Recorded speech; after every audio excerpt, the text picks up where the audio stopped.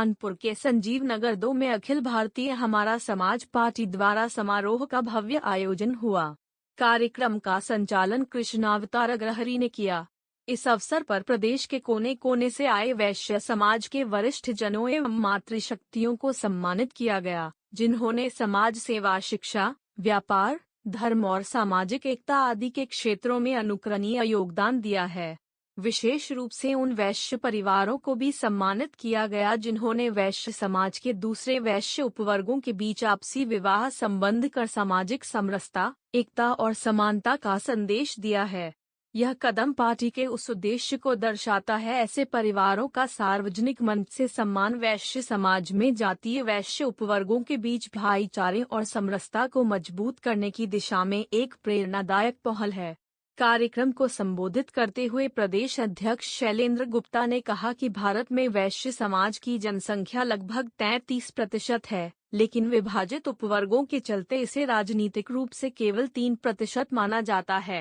मैं रविशंकर अंगारा, राष्ट्रीय अध्यक्ष अखिल भारतीय हमारा समाज पार्टी। क्या कार्यक्रम किया आप लोगों ने?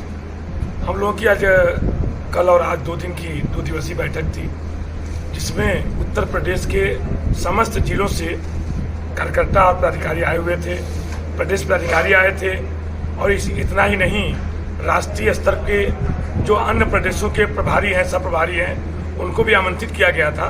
सभी लोग हम लोगों ने यहाँ पर शिरकत की है और पार्टी की दिशा निर्देश कार्यवाही सारी यहाँ पर की गई है। सारे कार्यकर्ताओं को बताया गया है कि पार्टी को अपने जिले में कैसे विस्तार करना है, आगामी 2027 का विधानसभा चुनाव लड़ना है, पंचायत के चुनाव में भागीदारी करनी है।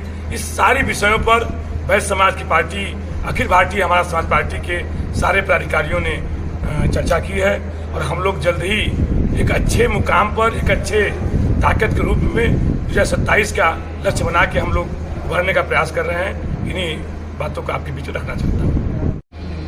वैसे शैलेंद्र राजेश गुप्ता, प्रदेश अध्यक्ष अखिल भारतीय हमारा समाज पार्टी। क्या कार्यक्रम किया यहाँ पे? अभी हमारा कल 2 दिवसीय का कार्यक्रम था हमारी पार्टी के बैनर के तले, जिसमें कल हमने वैश्य समाज के वरिष्ठ जनों को सम्मानित किया।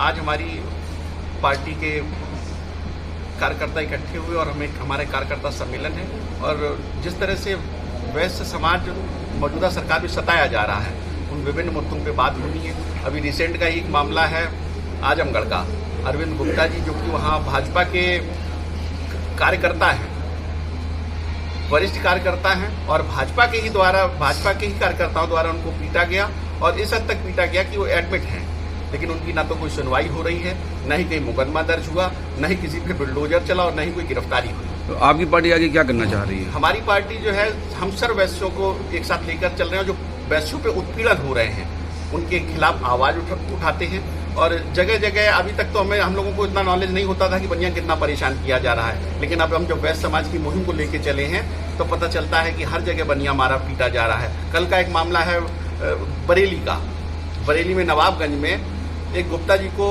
सरे आम लोग पीट रहे हैं, बेल्टों से, चप्पलों से, जूतों से। उनको कोई सिंगल व्यक्ति बचाने वाला नहीं और वो भी बीजेपी की कोई नेता है। इस तरह के कई लोग हैं बीजेपी द्वारा जैसे हम सताए जा रहे हैं। सरकारें बदली है कि लेकिन वैश्य समाज के लोगों की स्थितियां कभी नहीं बदली। जब सरकार अगर दूसरी होती है तो दूसरे लोगों द्वारा सताए जाते हैं। सरकार आज जिन लोगों की है उनके द्वारा सताए जा रहे हैं और हमारी कहीं सुनवाई नहीं हो रही। उसके खिलाफ हर मोर्चे पर, हर जिले में हमारे लोग, हमारे कार्यकर्ता बनियों के साथ में खड़े हैं।